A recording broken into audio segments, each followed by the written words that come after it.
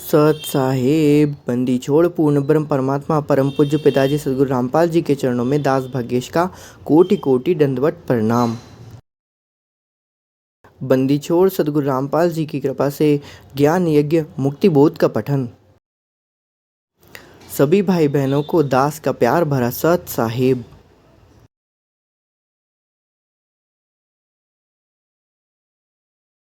स्वरूप साहिब सदगुरु रामपाल जी भगवान के जय।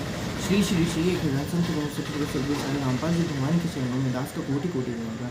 बंदी छोड़ सदगुरु रामपाल जी की कृपा से हम लोग ज्ञान व्यक्त कर रहे हैं, मुक्ति बोध का पठन कर रहे हैं। हमने पहले तक सदगुरु रामपाल जी की कृपा से, बंदी छोड़ पूर्ण ब्रह्म परमात्मा की कृपा से हमने पारक के अंक सरलात हम देख रहे थे। इस प्रकार अब हम आगे पारक बंदीश्वर स्वरूप साहिब सदगुरु रामपाल जी भगवान की जय। पारक के अंग सरलाट पेज नंबर 134 पे हम यहाँ पर देख रहे हैं। बंदीश्वर सदगुरु रामपाल जी भगवान की जय।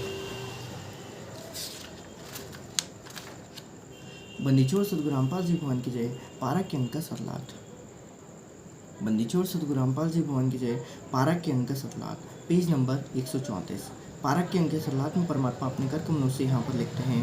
पारक का परक यानी जांच या पहचान करना।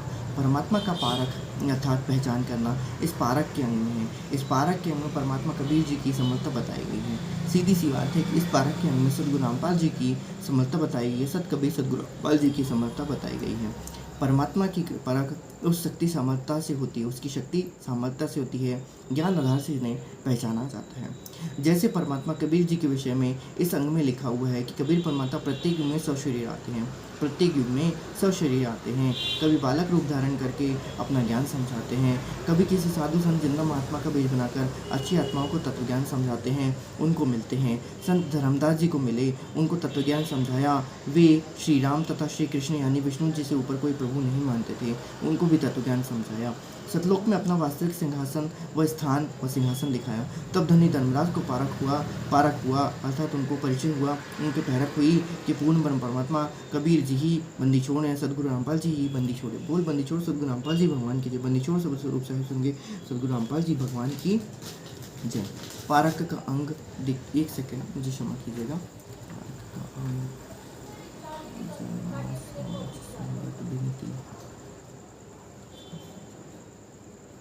पारक का अंग 80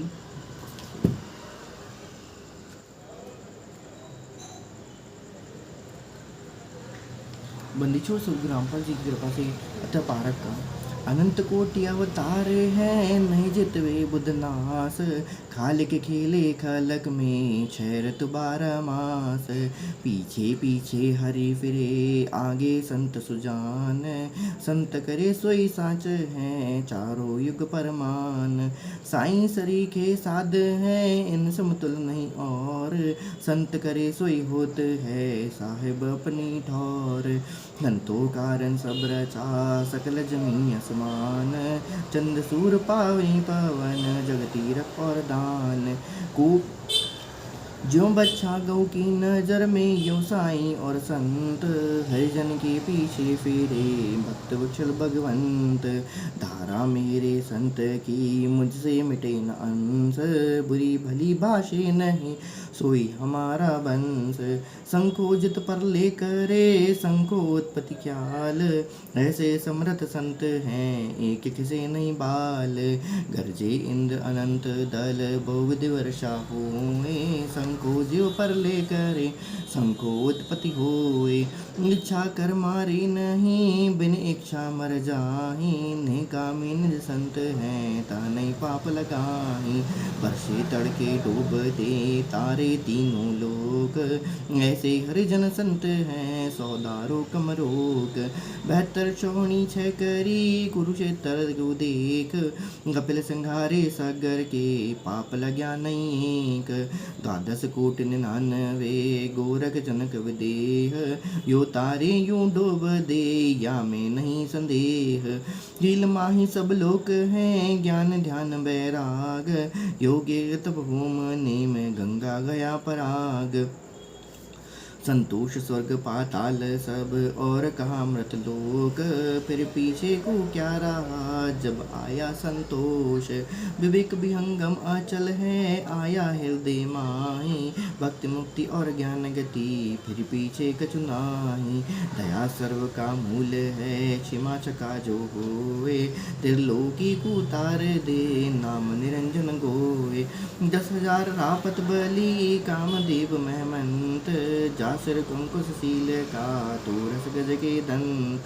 क्रोध बलि चंडाल है गलराशत 12 हैंस, एक पलक में डूब दे अंतकोट जीव हंस। जासर अंकुश क्षमा का मारे तुम तुस बीन,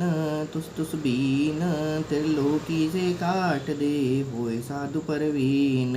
लोभ सदा लहरा रहे त्रिलोकी में च, बलरापत भी सहस है पलक पलक बेबीच।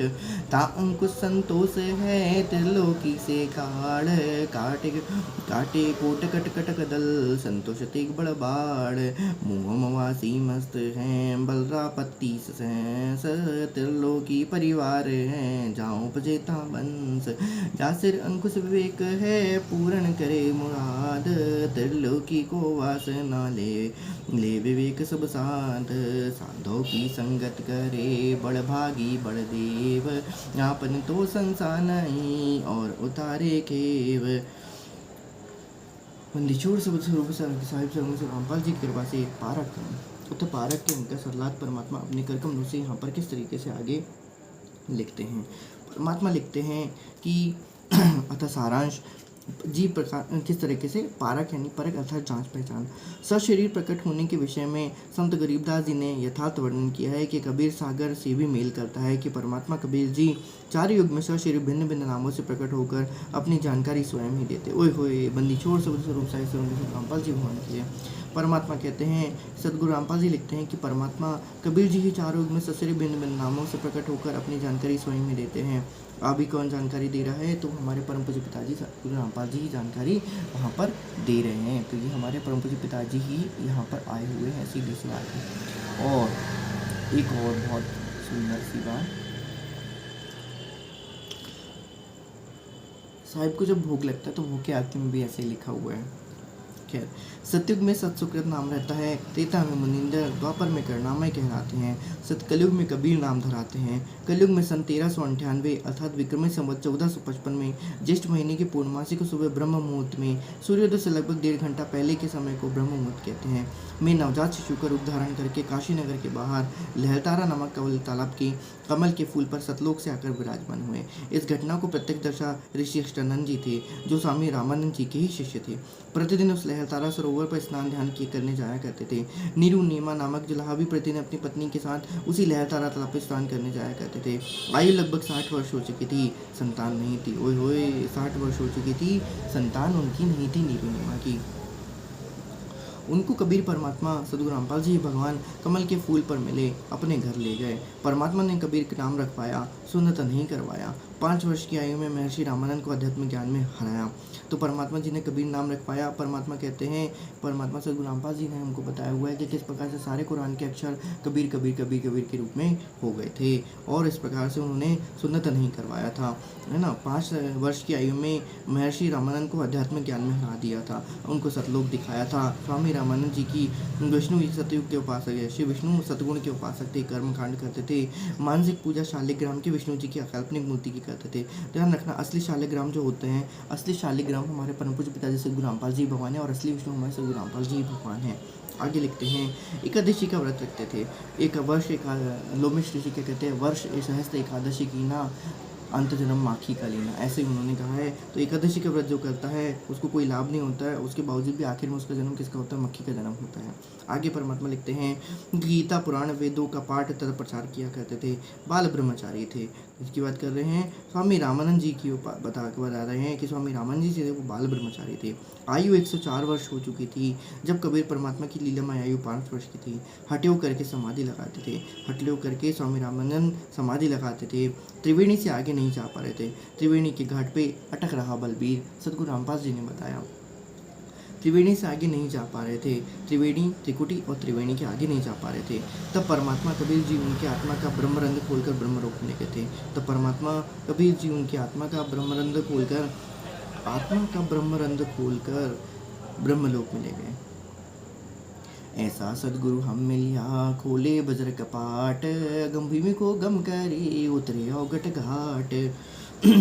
फिर सतलोक में अपने निज अमर स्थान पर ले गए, और सतलोक में अपने निज अमर स्थान पर ले गए। तब रावण जी को पारक हुआ कि विष्णु तो परमात्मा कबीर जी के सामने कोई मायने नहीं रखते। कबीर जी समर्थ परमेश्वर है, अंत कोटि ब्रह्मांड का रचनहार जगदीश, ऐसा सूक्ष्म रूप धर आन विराजा शीश।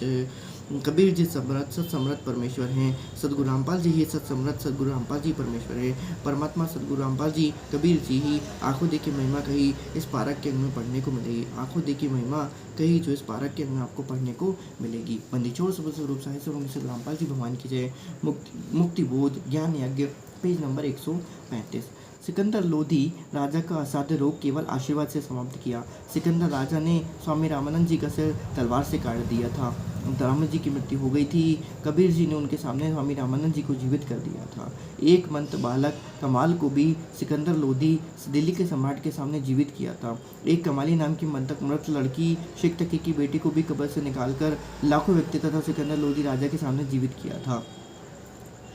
अनेकों अनहोनी की जो केवल समर्थ परमात्मा ही कर सकता है, जिसको पारक होता है कि कबीर जुलाहा पूर्ण परमेश्वर है, वे इस पारक के अंग में विस्तार पूर्वक बताया गया। बंदीछोड़ रामपाल जी भगवान के चरणों में दास का कोटि कोटि दंडवत प्रणाम। वाणी नंबर 1 से 12 का अर्थ। गरीब न्योली नाद सुभान गति, लरे भवंग हमेश, जड़ी जान जगदीश है, विष्णु व्यापे शेष। परमादरणीय भवात परमादरणीय संत गरीबदास जी साधकों को बता रहे हैं कि जिसको सार नाम मिल गया है और मर्यादा में रहकर साधना कर रहे हैं। सार नाम परमात्मा ने बताया है, नाम आची पाओ ओम तारी, पीछे सो हम भेद भाई, सार शब्द पाया लग जो पाया जगलो ही, आवागमन बहुनी है। सार नाम की महिमा परमात्मा ने सार नाम की महिमा कई बार परमात्मा ने बताई हुई है। मिल गया है और परमात्मा में रहकर साधना कर रहा है और पर मर्यादा में रहकर साधना कर रहा है, उस भक्त को नवेला या नेवल बताया गया, नेवला या नेवल बताया गया। और काल ब्रह्म की शेषनाग को भयंकर विषयुक्त प्राणी है। तो काल ब्रह्म जो है वो शेषनाग है, वो भयंकर विषयुक्त प्राणी है। जैसे नेवला जंगल में उत्पन्न एक नाग दमन जड़ी को नाकों द्वारा सूंघता है, यानी उसकी गंध को श्वासों से भर लेता है, तब अपने को कई गुणा शक्तिशाली सर्प से लड़ाई करता है। सर्प के मुख को जनकर अगर उसकी जड़ी को गंध के श्वासों द्वारा छोड़ देता है, उस जड़ी को प्रभाव से सर्प को चक्कर आने लग जाते हैं। नेवला पुनः शीघ्रता से उस जड़ी को सूंघ कर आता है। उस समय तक सर्प भागने की कोशिश करता है। सर्प का दिल घबराने लगता है। नेवला सर्प के ऊपर मुंडी पर बैठकर उसकी नाक के पास जड़ी की गंध छोड़ देता है। सर्प विवश होकर शांत हो जाता है। ओए होए बंदीछोड़ शब्द गुरु सर रामपाल जी भगवान की जय। शब्द गुरु सदगुरु रामपाल जी भगवान के चरणों में दास का कोटि कोटि धन्यवाद प्रणाम। तब नवेला सर्प की हुंडी को काटकर मार देता है। यहाँ पर बताया है कि जीव भक्त तो नेवला है, तो सारनाम के संस्मरण श्वासों से करता है तथा काल ब्रह्म ज्योति ने की शेषनाग जैसा खूंखार सर्प कहा गया है। सारनाम प्राप्त भक्त रूपी नेवला काल ब्रह्म रूपी अजगर को सारनाम के स्मरण रूपी गंध छोड़कर पराजित करके सतलोक चला जाता है। कबीर परमात्मा जी ने भी यहाँ पर ऐसे यही कहा है कि कबीर जैसे फनपति मंत्र सुन राखे फन सकोड़, ऐसा बीरा मेरे नाम से काल चले मुँह मोड़। ओए होए ऐसा बीरा मेरे नाम से काल चढ़े मुँह मोड़। सरलाद कबीर जी ने कहा है कि जैसे सर्प फन को उठाकर रख लेता है, तो गार्डू सर्प को वश में करने वाला एक व्यक्ति जिसको गार्डू कहा जाता है एक मंत्र बोलता है। उस मंत्र के प्रभाव से सर्प अपने फन दोहरे को सकोड़ कर इकट्ठा करके भागने का विचार करता है। पहले डसने के उद्देश्य से फन फैलाता है। इस प्रकार सारनाम से काल ब्रह्म भक्त को हानि न करके अपनी जान बचाने के लिए चिंता करके चल पड़ता है, रास्ता छोड़ देता है। वाणी नंबर 2 से 5। हंस गमन करती नहीं मान सरोवर छाड़ी, कौआ उड़ी उड़ी जाते हैं खाते मांसाहार। मान सरोवर मुक्ति फल मुक्ता हल के ढेर, कौआ आसन नाम दे जे मुनि दीन सुमेर। कौआ रूपी भेष है ना परतीत यकीन, 68 का फल मेटे कर भय दीन बेदीन। हंस दशा तो साध है सरोवर है सत्संग, मुक्ता हल बानी चौगी लागे चढ़त नवेला रंग। पेज नंबर 135 हुआ है, पेज नंबर 136। अब इसके भावार्थ में परमात्मा लिखते हैं कि उपरोक्त वाणियों में संत गरीबदास जी ने समझाया है, अर्थात हमारे परम पूज्य पिताजी सद्गुरु रामपाल जी ने ही समझाया है कि जिस सरोवर में मोती होते हैं उस सरोवर का हंस पक्षी ही रहते हैं, उस सरोवर पर हंस पक्षी ही रहते हैं। हंस की स्थायी निवास करते हैं, यानी हंस ही स्थायी निवास करते हैं, क्योंकि उनका आहार मोती ही होता है। हंस मछली या अन्य जीव जंतु को मांस नहीं खाता।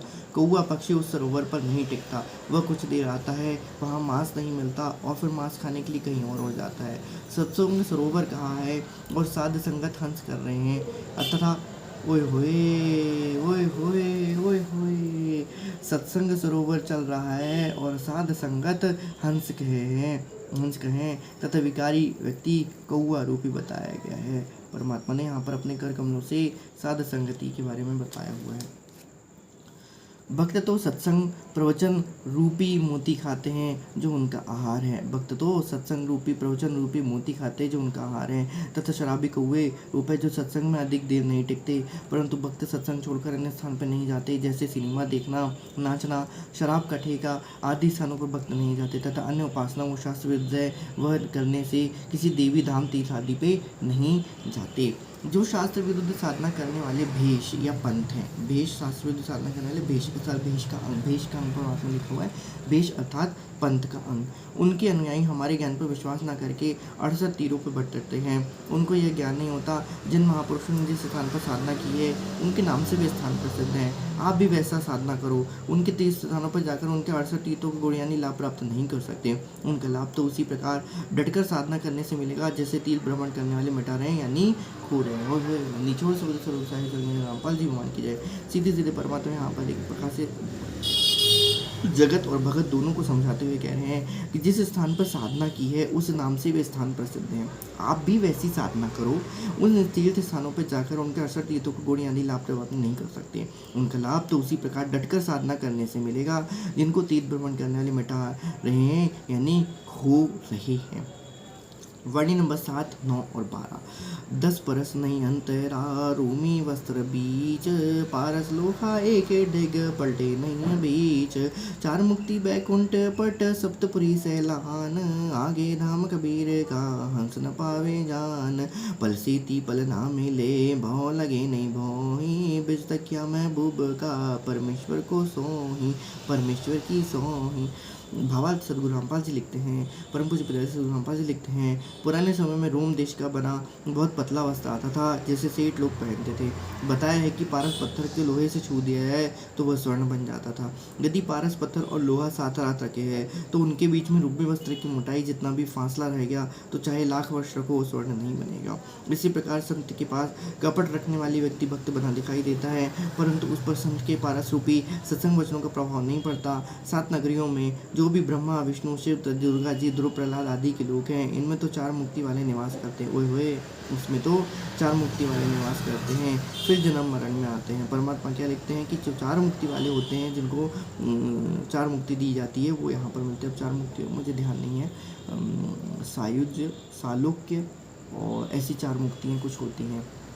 तो इस प्रकार से 4 मुक्ति वहाँ पर रहते हैं। लेकिन परमात्मा सतलोक के बारे में वर्णन करते लिखते हैं कि 4 मुक्ति झाप चंपी करती माया हो रे दासी, कन्हसा पट लोक पटाओ जो अजर अमर अविनाशी। तो वहीं परमात्मा लिखते हैं कि इसमें तो 4 मुक्ति वाले निवास करते हैं, फिर जन्म मरण में आते हैं। इनसे कबीर जी का स्थान दोनों शैलियों के मध्य में यानी त्रिकुटी में है। दोनों शैलियों के मध्य में, शैलियों के मध्य में यानी त्रिकुटी में है। वहाँ से आगे सतलोक जाते हैं। परमात्मा ने इसलिए कहा है कि हमेशा हमें मध्य का मार्ग ही चुनना, ना तो दाएं जाना है ना तो हमको बाएं जाना है, हमको सीधे की सीधे बीच का ही रास्ता पकड़ना है। लेकिन परमात्मा क्या है, जहाँ पर 2 दल का कमल आता है वहाँ पर जो श्वेत होता है वो परमात्मा का वास होता है और जो नहीं होता है काला होता है वो काल का वास होता है। खैर, मैं निचोड़ स्वरूप साहित्य रामपाल जी भगवान के चरणों में दास को कोटि कोटि धन्यवाद प्रणाम। आगे परमात्मा लिखते हैं कि वहाँ से सतलोक जाते हैं। सत साधना न होने के कारण कोई भी साधक सतलोक नहीं जा पाता, काल जाल में ही रह जाता है। त्रिकुटी स्थान पर कबीर जी की तकिया यानी सिंहासन है। त्रिकुटी कमल में स्थान पर कबीर जी की तकिया यानी सिंहासन है। गरीबदास जी ने परमात्मा की सौगंध खाकर बताया कि मैं सत्य कह रहा हूँ, त्रिकुटी स्थान पर कबीर जी का ही तकिया यानी सिंहासन है। ओए होए, बंदी छोड़ स्वरूप रामपाल जी भगवान के लिए। त्रिकुटी कर्म परमहंस पूरा सद्गुरु समरथ आप है, मन फोना समसी न मिलो सूरत निरत का जाप है। कुछ अज्ञानी व्यक्ति स्वयंभू बनकर बैठे हैं। ये वाणी नंबर 12 का अर्थ गलत करते हैं। कहते हैं कि इस वाणी में कहा है कि आंखों के प्रकल्प पलकों को हिलता बंद करो कि आपस में मिले नहीं, यानी आंखों को थोड़ा खोलकर सामने एक तक देखो कुछ दिखाई देगा है।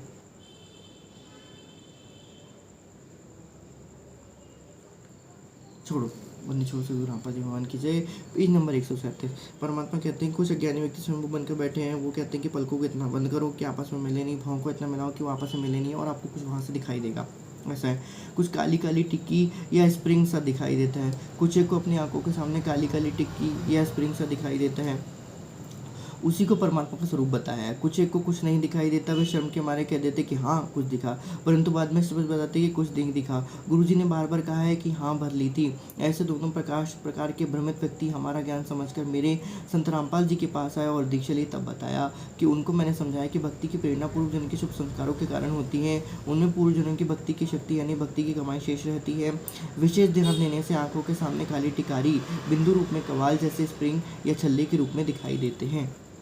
विशेष ध्यान देने से आंखों के सामने काली टिकारी के रूप में या बालक जैसे बाल के रूप में स्प्रिंग से दिखाई देते हैं। यदि फिर से शास्त्र विधि अनुसार सत्य साधना करने को नहीं मिलती है तो इसी जन्म में कुछ समय उपरांत दिखाई देना बंद हो जाती है, क्योंकि वह खर्च हो जाती है। मेरे को सदगुरु रामपाल जी को बचपन से ही ऐसी वस्तुएं आंखों के सामने दिखाई दी थी। अब परमात्मा ने यहाँ पर अपने आप को एक नेक नागरिक या फिर एक भक्ति प्राणी अपने आप को बताया हुआ है। हालांकि वो तो खालिक है, वो तो खलक के मालिक हैं। मेरे को रामपाल दास जी को बचपन में ऐसी वस्तु आंखों के सामने दिखाई देती थी। सोचता था कि मेरी दृष्टि कमज़ोर है, जिस कारण से काली काली टिकारियाँ दिखाई दे रही हैं। ओए होए, सन 1988 में 1988 में गुरुजी से दीक्षा लेने के पश्चात और अधिक हो गई तो चिंता बढ़ गई कि शायद आंखों की दृष्टि और कान कम हो गए हैं। उनके करवाया तो आंखें ठीक मिली। एक दिन गुरुजी को बताया तो उन्होंने कहा कि ये तेरी भक्ति का धन है जो बढ़ने लगा। अब ये पूरी जो कथा यहाँ पर लिखी हुई है, पूरी की पूरी कथाएँ जो है ये पूरी की पूरी उल्टी है। एक्चुअल में पूरी की पूरी कहानी उल्टी है। पहले वह पूर्व जन्म की बच्ची भक्ति दिखाई देती थी, वह धीरे धीरे समाप्त हो जाती है। उसके पश्चात शांति हुई तथा अब अत्यधिक बढ़ गई है, ढेर लगा हुआ। ओए श्वास जो सुमरता एक दिन में से आवे। वाणी नंबर 6। गरीब नर नाड़ी को पकड़िए कर से गहे सुचेत, नशा नफस में होते है तब हंसा दर से श्वेत। सरलाद सदगुरु रामपाल जी लिखते हैं, जैसे नाड़िया वैद्य हाथ की नाड़ी को हाथ से सावधानी से पकड़ता है, उसकी गति को रोक को जान लेता है, इसी प्रकार सत्य साधना सावधानी से सुरति निरति ध्यान लगाकर की जाती है। ओहो, सावधानी से सुरति और निरति को लगाकर की जाती है। तब साधक सफ़ेद रंग का दिखाई देता है, यानी सतलोक में जीवात्मा सफ़ेद नूर शरीर को धारण करती है। निशा यानी चिन्ह, नफस यानी साधना करने से, निशा नफस चिन्ह साधना करने से मोक्ष के लक्षण दिखाई देते हैं। निशा नफस से होते हैं तब हंसा दर से श्वेत।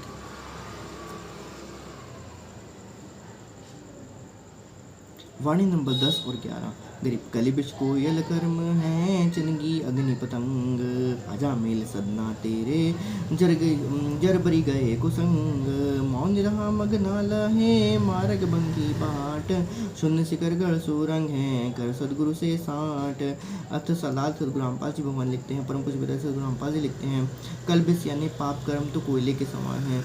सतनाम की अग्नि की चिंगी और चिंगारी का पतंगा जलता हुआ की लकड़ी या कोयले का टुकड़ा यदि उड़कर किसी सूखी घास से कोयले के ढेर पे गिर जाए तो उसे जलाकर राख कर देता है। ऐसे सत्य साधना का पतंगा पापों को जलाकर राख कर देता है। इसी तरह पापी अजमेल तथा सदना कसाई तर गए थे, भवसागर से पार हो गए थे, उनके पाप चल गए थे। इसी तरह पापी अजमेल तथा सदना कसाई तर गए थे, भवसागर से पार हो गए थे, उनके पाप जल गए थे, उनकी कुसंग यानी बुरी संगत टूट गई थी। वाणी नंबर 13 से 33 तक। पेज नंबर 137 अब पेज नंबर 138 आ रहा है। गरीब बहु ऊपर भवर है, भौरों ऊपरी हंस, एक जाति जिहान की वही कन्हैया कंस।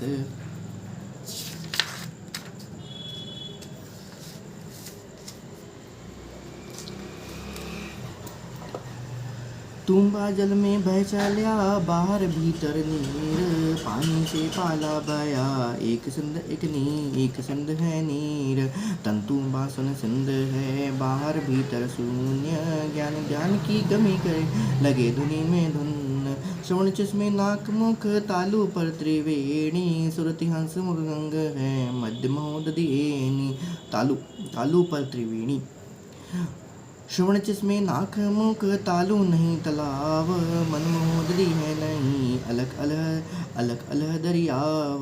जैसे तार तंबूर का घोर करे घर माही, ऐसे घट में नाद है भूलत पावे नाही। पिंड परे पक्षी उड़िया मनसुआ सती भाव, तंत्र गुणा तीन तजे कहाँ रहे से कहो कहाँ रहे समाव।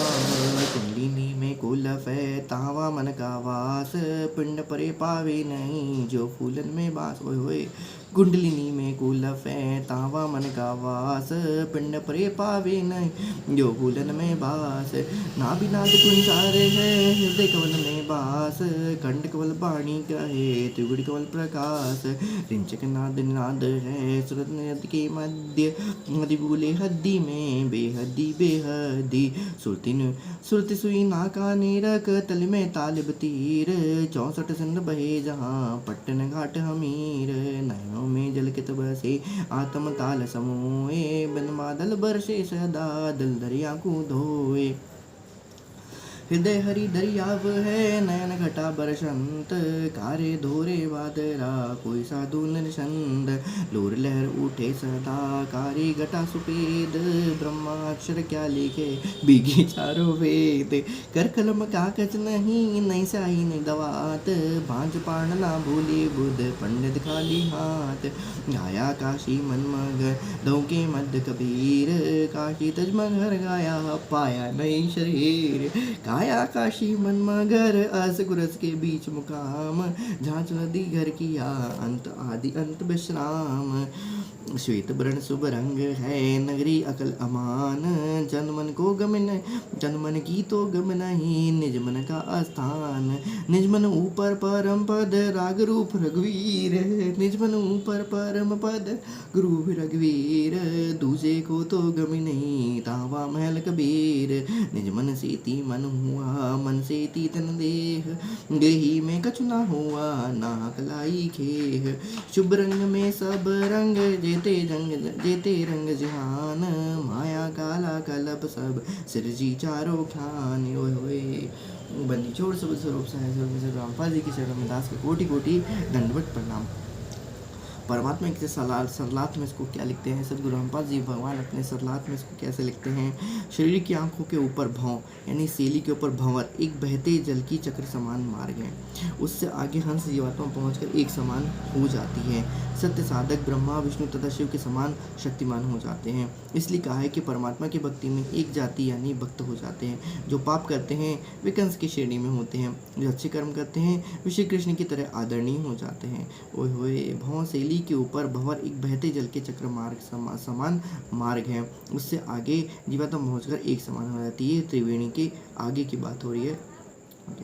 सब जीव परमात्मा की शक्ति के अंदर ऐसे ओतप्रोत हैं जैसे सूखे तुम्बे को सुराख करके जल में डाल दिया जाता है, उसके अंदर भी जल तथा बाहर भी जल तथा उसको जल गति से मिलती है। सब जीव परमात्मा की शक्ति के अंदर ऐसे ओतप्रोत हैं जैसे सूखे तुम्बे को सुराख करके जल में डाल दिया जाता है और उसके अंदर भी जल है तथा बाहर भी जल है, उसको जल गति जल से ही मिलती है, उसको गति जल से ही मिलती है। इस प्रकार जीव परमात्मा की शक्ति से भ्रमण करता है, अच्छे बुरे जन्म के कर्मों के अनुसार प्राप्त करता है। ओहे खाली खले खले में खाले खेते बहुविधि खेले बहुविधि दाम। श्रीमद् भगवद गीता अध्याय 18 श्लोक नंबर 61 में कहा गया है कि ईश्वर सर्वभूतानां हृदय अर्जुन तिष्ठति ब्रह्माय सर्वभूतानि यंत्ररूपाणि माया। परमात्मा लिखते हैं यहाँ पर इसके अर्थात में अर्जुन हे अर्जुन यंत्ररूपाणि अर्थात शरीर रूपी यंत्र में आरूढ़ संपूर्ण प्राणियों को अंतर्यामी परमेश्वर अपनी माया से उनके कर्मों के अनुसार भ्रमण करता हुआ सब प्राणियों के हृदय में स्थित है यानी विराजमान है। तो हमारे हृदय में कौन स्थित है? हमारे हृदय पर पूर्ण ब्रह्म परमात्मा ही स्थित है। और एक्चुअल में देखा है तो सभी जो जीव भक्ति करते हैं अथवा नहीं करते सबके हृदय कमल में परमात्मा ने बताया हो कि एक हृदय कमल में हृदय के दो भाग होते हैं। हृदय कमल के दो भाग होते हैं। एक कमल के भाग में वहाँ पर शिव जी, शंकर जी, ऊपर शंकर पार्वती के और सती के साथ रहते हैं, और उसी के दूसरे तरफ के ही भाग में, उसके सीधे तरफ के भाग में, वहाँ पर पूर्ण पूज्य परमात्मा एक छोटे कमल के रूप में, वहाँ पर एक पंखुड़ी में एक छोटे से चैनल के रूप में वहाँ पर विद्यमान होते हैं, जो कि सीधे के सीधे परमात्मा के मिनी सतलोक से जुड़ा हुआ होता है। तो यहाँ पर वही की बात कर रहे हैं। तो इसी प्रकार से परमात्मा वहाँ पर उन अपने सब प्राणियों के हृदय में स्थित होकर उनको सब प्रकार से अपने कर्मों के अनुसार फल देता हुआ, उनको दिलाता हुआ वहाँ पर चलता रहते हैं। आगे मुक्तिबोध पेज नंबर 139 139। परमात्मा आगे लिखते हैं, गीता अध्याय नंबर 18 श्लोक नंबर 62 में कहा गया है कि तम एव शरणम गच्छ सर्वभावेन भारत तत्प्रसाद पराम शांतिम स्थानम प्राप्ति से शाश्वतम।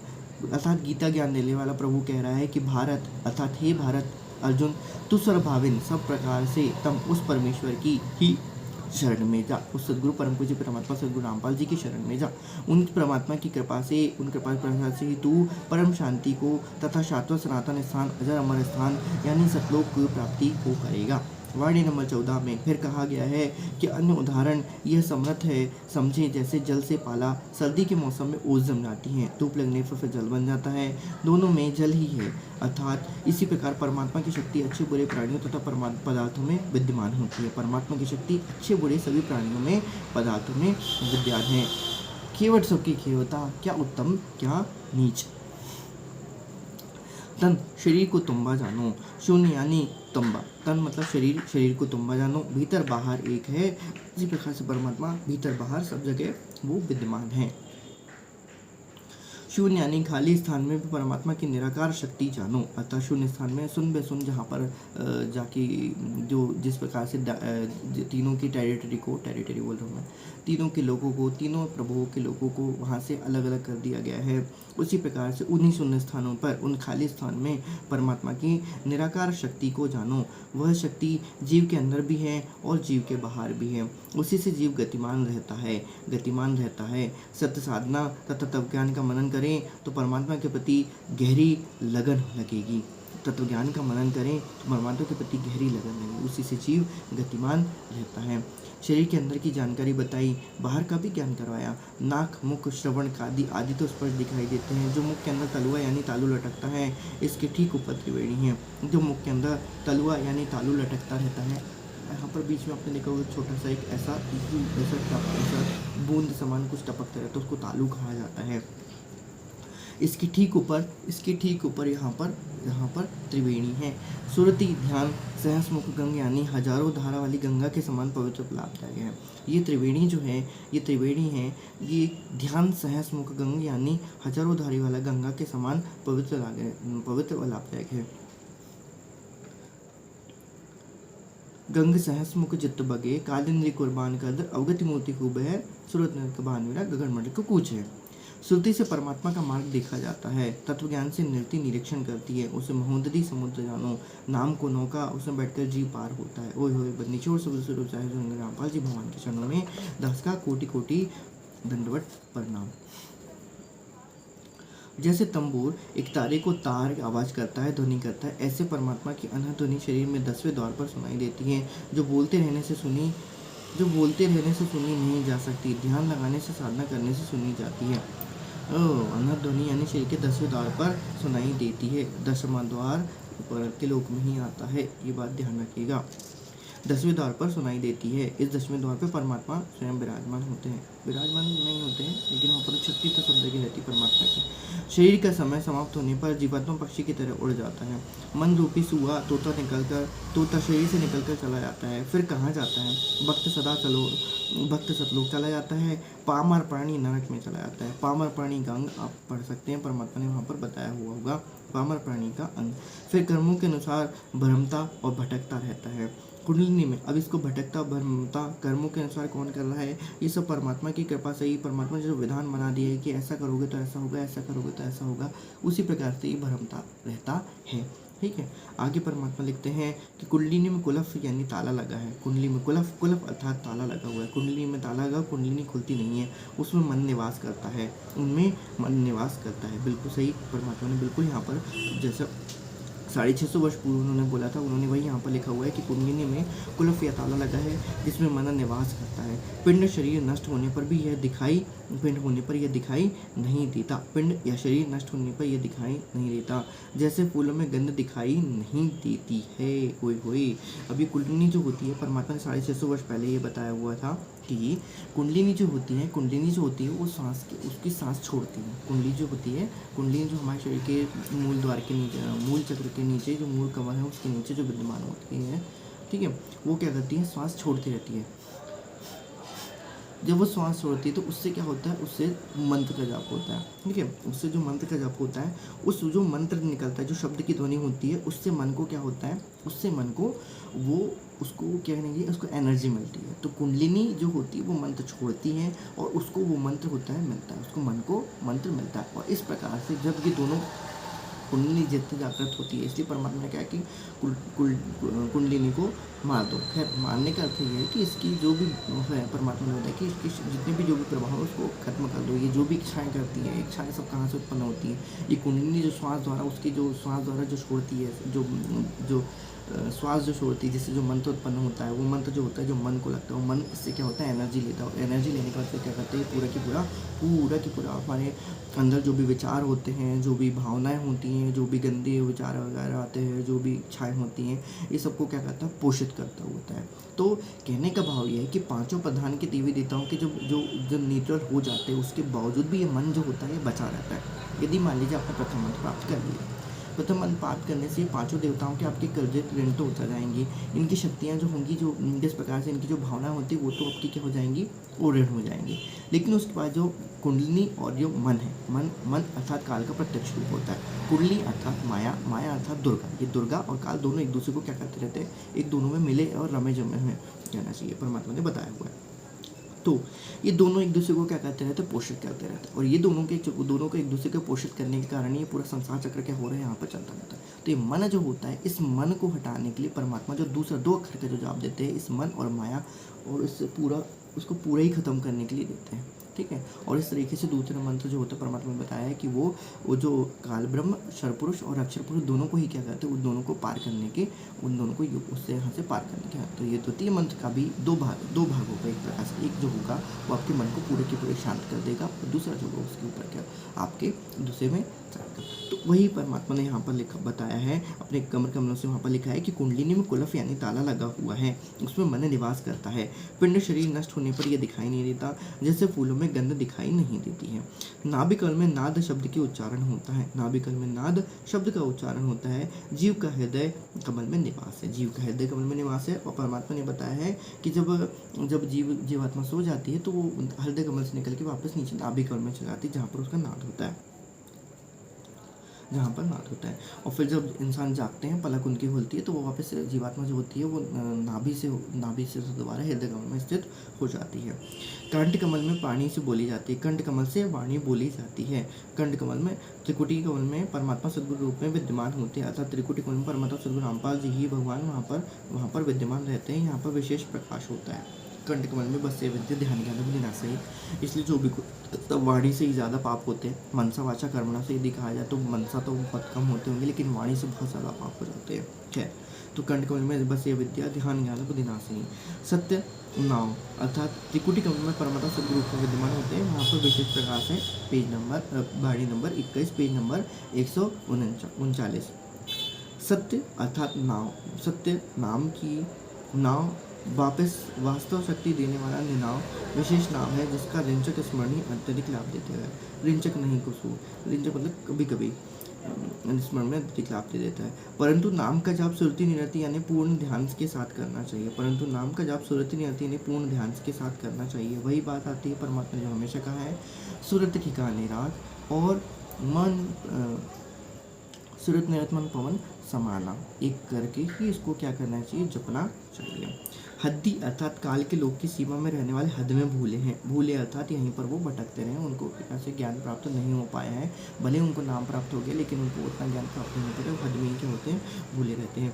बेहदी हैं जो अपने को काल की हद से परे मानते हैं, वे भी भूल में हैं। अर्थात जो अपने आप को काल की हद से परे मानते हैं वे भी भूल में हैं, वे तो ब्रह्मलोक तक जा सकते हैं। अब यहाँ पर हद्दी और बेहदी दोनों के लिए कहा गया, लेकिन हदी बेहदियों से भी पार है। परमात्मा क्या कहते हैं, हद बेहदियों से भी पार परमात्मा का एक न्यारा धाम है, जो ऊंचा धाम कबीर का कोई बिरला हंसा पावे। तो जो मानते हैं कि हम काल की हद से परे मान गए हैं, हम तो काल की हद से परे हो गए हैं, वे भी क्या है, वो भूल में है। तो परमात्मा यहाँ पर उनके भ्रम का खंडन करते हैं। ये बात यहाँ पर हमें बहुत ज़्यादा ध्यान रखने की, विशेष ध्यान रखने की आवश्यकता होती है कि हद और बेहद से भी पार परमात्मा, शून्य बे शून्य से भी पार है। ढूंढ दास बगेश की श्रोता ढूंढ उस सदगुरु परम पूज्य पिताजी सदगुरु रामपाल जी को, उस तबीब सदगुरु को जो भी शून्य बे शून्य से भी पार है, उस हद बेहद से भी पार है। परमात्मा आगे लिखते हैं, सुरति से ब्रह्मरंध्र रूपी सुई का नाका, सुरति से ब्रह्मरंध्र रूपी सुई का नाका जानकर उसके अंदर के धागा रूपी मन डालकर ध्यान लगाए। तिल ब्रह्मरंध्र में परमात्मा दिखाई देगा, ब्रह्मरंध्र में परमात्मा दिखाई देगा। उस ब्रह्मरंध्र के पास 64 सिंधु 64 उसके पास 64 अर्थात सिंधु समुद्र बह रही है, 64 समुद्र वहाँ पर बह रहे हैं। पेज नंबर 140, सुमरन के पारक के अंक सरलाद, मुक्ति बोध पारक के अंक सरलाद। आगे की जो परमात्मा ने लिखा हुआ है वो हम आगे फिर निचोड़ स्वरूप भगवान की जय। पारक के अंक सरलाद पार्ट नंबर 2 में हम पारक के अंक सरलाद आगे देखेंगे।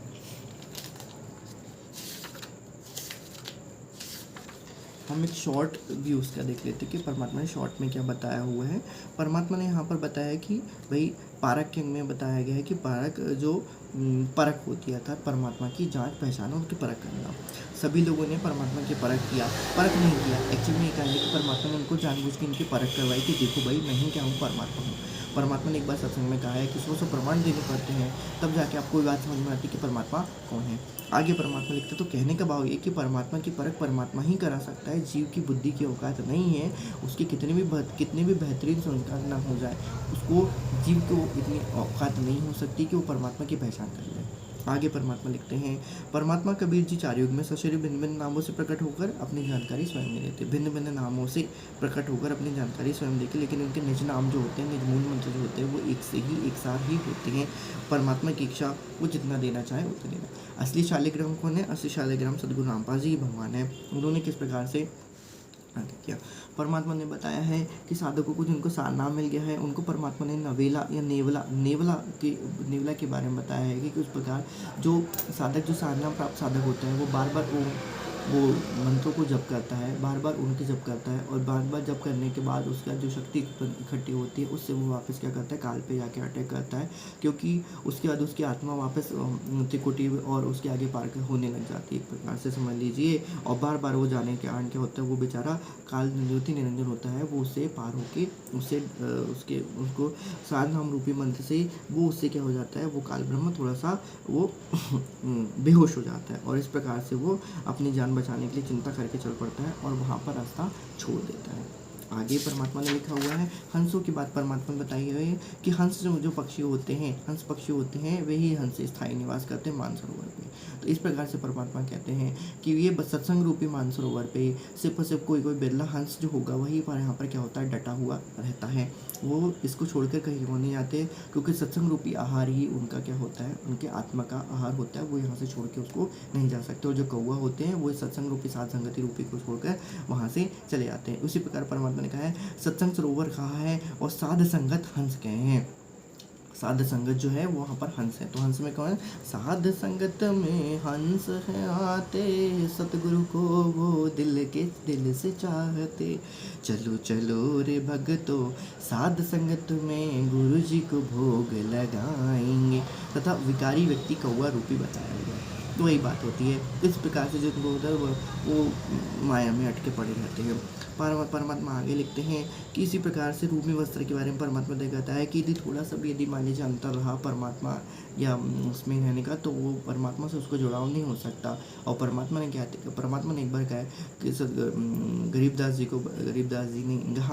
जी की वाणी में परमात्मा ने लिखा हुआ सदग्रंथ साहिब में लिखे, हम ही आवे हम ही जाहि, हम ही आवे हम ही जाएं।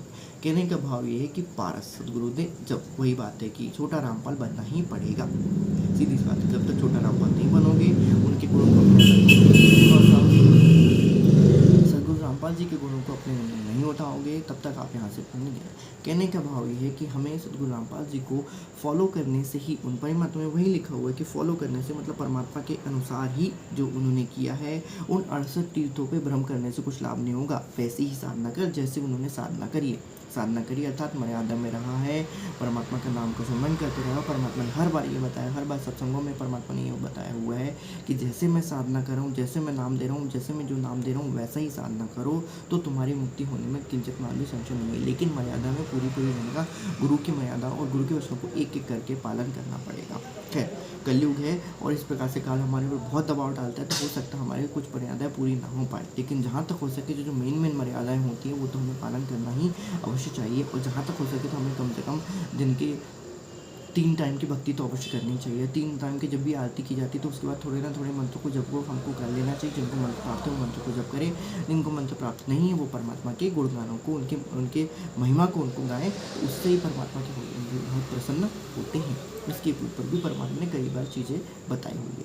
आगे परमात्मा ने फिर बताया हुआ है कि भैया इस प्रकार से यदि थोड़ा सा भी डिस्टेंस रह जाए, रूमी अवस्था मतलब सदगुरु और हमारे बीच में यदि थोड़ा सा भी अंतर रह जाए, तो हम जो होंगे वो हम सदगुरु के जैसा नहीं बन सकते। सदगुरु के जैसा नहीं बन सकते मतलब हम शब्द स्वरूप में नहीं आ सकते, हम लोग उतने निष्पाप और निष्कलंक नहीं हो सकते, और इस प्रकार से हम पर सतलोक नहीं जा पाएंगे। खैर, परमात्मा की कृपा है।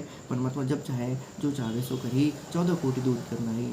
सदगुरु जो चाहे सो करे, 14 कोटि दूध देना है। उत बुद्ध रमता सुनाए, चित्रगुप्त के कागज पारे। बंदीचोर स्वरूप रामपाल जी भगवान के परमात्मा ने फिर अपने शक्तियों के पिछले जन्म की कमाई के बारे में बताया हुआ है। फिर परमात्मा ने बताया है कि परमात्मा जब सत्य साधना करती है, सूरत नियत से ध्यान लगा कर की जाती है, तो साधक को सफ़ेद रंग दिखाई, साधक का रंग सफ़ेद रंग हो जाता है, और इसी प्रकार से जीवात्मा सफ़ेद नूरी शरीर को वहाँ पर आके धारण करती है। इसी प्रकार परमात्मा ने कई बार बताया हुआ है कि जो श्वेत जुदा सबसे, खैर वो फिर कभी पढ़ेंगे हम। आगे परमात्मा लिखते हैं कि इस प्रकार से पाप कर्म कोयला के बारे में बताया हुआ है कि पाप कर्म तो कोयले के समान है, जब उसमें सतनाम की मानव चिंगारी की पड़ी पुराने घास, तो इस प्रकार से सतनाम की एक चिंगारी भी क्या होती है, पाप कर्मों को भस्म करने के बहुत ज़्यादा वो समर्थ शक्तिशाली होती है।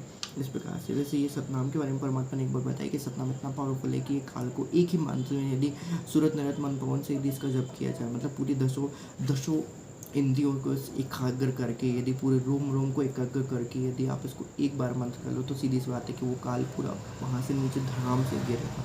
परमात्मा ने इसका प्रत्यक्ष प्रमाण भी बताया हुआ कि हाँ ये ऐसा होता है, तो होता है, इसमें तनिक भी संशय मात्र नहीं है। ये बात बिल्कुल सत्य है।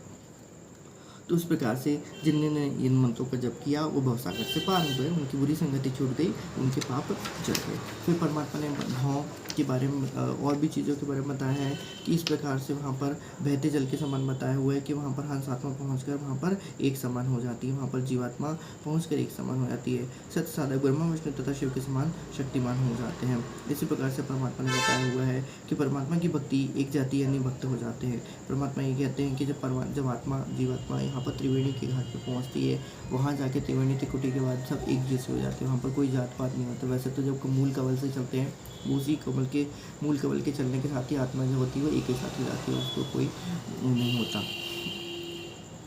न कोई शैव होता है, न वैष्णव होता है, न ब्रह्मा होता है। इसी प्रकार से ब्रह्मा विष्णु शैव तीनों के तीनों को गुण उनके समान शक्तिशाली हो जाते हैं। जो पाप करते हैं वे कंस की श्रेणी में जाते हैं, और जो पुण्य होते हैं वो आते हैं। इस प्रकार से बस यहीं से गिरने का काम लेकिन होता है। परमात्मा होता है यहाँ से ही गिरने का काम क्या होता है, चालू होता है। यहाँ पर यदि आपने ठीक जगह, इसलिए परमात्मा ने एक शब्द बहुत अच्छा गाया हुआ था कि हाँ, गाया हुआ नहीं था, परमात्मा ने लिखा हुआ था कि आन विराजा श्री सद्गुरु ने अपने सर पे उसको मस्तक पे धारण करो, उनके ओगट उतरे घाट और सर पे सद्गुरु का हाथ पंजा दस्त कबीर पर सिर पर राखो हंस जब किंकर चंपे नहीं उतर जाता है वंश। तो वो इसी तरीके से आगे परमात्मा फिर आगे लिखते हैं कि भीतर और जल बाहर सभी जगह परमात्मा ही परमात्मा क्या होते हैं, विद्यमान होते हैं। हम लोग सिर्फ जो है वही खाली प्रकार से सूखे तुम्बे तो आके समान है। ठीक है, आगे परमात्मा लिखते हैं कि गीता के अध्याय को थोड़ा सा परमात्मा ने यहाँ पर रेफरेंस लिया हुआ है, क्योंकि परमात्मा की इच्छा के अनुसार ही गीता ज्ञानदाता ने वहाँ पर उसको प्रकट किया था, परमात्मा की कृपा से ही उसने वहाँ पर प्रकट किया था। और इस प्रकार से परमात्मा लिखते हैं कि सारी सृष्टि का रचना कुल मालिक, सारे ब्रह्मांडों के रचन का उसका पालन करता, सभी देवी देवताओं और सभी प्रकार के जीवात्माओं को कर्म बंधन से उनको देने वाला दिलवाने वाला जो है वो सही प्रकार के पाप पुण्य को जो भी फल दिलवाने वाले वो सद्गुरु रामपाल जी भगवान ही हैं, जो हृदय काल में स्थित होकर परमात्मा ये सब काम करते हैं। आगे परमात्मा ने और बताया हुआ है कि जिस प्रकार से परमात्मा की शक्ति अच्छे बुरे दोनों ही उसमें निहित होती हैं। ठीक है, चाहे वो राक्षस हो चाहे वो कुछ हो, दोनों ही परमात्मा के क्या होते हैं, बच्चे होते हैं। परमात्मा कभी आपको किसी को अपने आप से अलग नहीं मानते, बस ये है कि परमात्मा के जो प्रिय होते हैं, जो परमात्मा की मर्यादाओं पर चलते हैं, परमात्मा उनको विशेष ध्यान रखते हैं, उनको किसी प्रकार के कोई आने नहीं देते हैं। बाकी लोगों के पास भी शक्ति होती है, लेकिन वो शक्ति के अनुसार फिर अपने काम करते हैं। उनके अंदर भी परमात्मा है कि ऐसा सद्गुरु हम मिलिया, हाँ क्या उत्तम क्या नीच, केवट सबकी केवता, क्या उत्तम क्या नीच, परमात्मा ने ऐसा बताया। परमात्मा के गुण ही में आता है, ये परमात्मा ने कहा जाता है, क्योंकि सभी दोनों में होते हैं और वो इस प्रकार से अच्छे बुरे प्राणियों में और पदार्थों में भी विद्यमान है। ओए होए, इसी पर परमात्मा की शक्ति अच्छे बुरे प्राणियों तथा पदार्थों में भी विद्यमान है। शक्ति की बात कर रहे हैं यहाँ पर। फिर परमात्मा ने आगे लिखा हुआ है कि शरीर के अंदर की गहराई, फिर परमात्मा ने तालु के बारे में बताया गया। तालु के ऊपर ठीक त्रिवेणी होती है और ये त्रिवेणी के वहाँ पर क्या होता है, हजारों धारा वाली गंगा के समान पवित्र लाभदायक है। सूरती से परमात्मा का मार्ग देखा जाता है। त्रिवेणी के बारे में परमात्मा ने बताया है कि त्रिवेणी वहाँ होती है। त्रिवेणी के बाद फिर परमात्मा ने बताया है कि 10वें द्वार पर परमात्मा की ध्वनि सुननी साधना करने से सुनी जाती है। फिर परमात्मा आगे लिखा है कि पामार प्राणी जो होता है वो कहा कर्मों के अनुसार भटकता रहता है। उसी प्रकार से परमात्मा ने आगे बताया कि कुंडलिनी में कुलफ या ताला लगा हुआ होता है। कुंडली शक्ति एकदम से जागृत नहीं होती है, उनमें मन का निवास करता है और इस मन को होने पर यह दिखाई और पिंड शरीर नष्ट होने पर यह दिखाई नहीं देता है। जैसे फूलों में गंध दिखाई नहीं देती, उसी प्रकार से कुंडलिनी में जो मन निवास करता है वो दिखाई नहीं देता है। नाभि कमल में शब्द का गुंजार होता है। जीव के हृदय कमल में सद्गुरु रामपाल जी का ही निवास होता है और जीव का हृदय कमल में निवास होता है। और त्रिकुटी कमल में परमात्मा सद्गुरु रामपाल जी सद्गुरु रूप में विद्यमान होते हैं, यहाँ पर उनका विशेष प्रकाश होता है। आगे फिर कहते हैं हद बेहद के बारे में परमात्मा कहता है कि हद्दी और बेहदी, जो अपने आप को हद्दी और बेहदी मानते हैं वे लोग भी भूल में हैं। वे लोग सिर्फ हद वाले तो हद में ही रहते हैं अर्थात काल की सीमा में रहते हैं, और जो बेहदी होते हैं वे ब्रह्मलोक तक जा सकते हैं, बस उसके आगे भी वहाँ पर जाके उनके कोई मतलब नहीं है, क्योंकि ब्रह्मलोक तक पर्यंत सारे के सारे जो होते हैं काल के लोग के ब्रह्मलोक पर्यंत वो सबके सब क्या होते हैं, वो वापस आना उनका जाना लगा रहता है।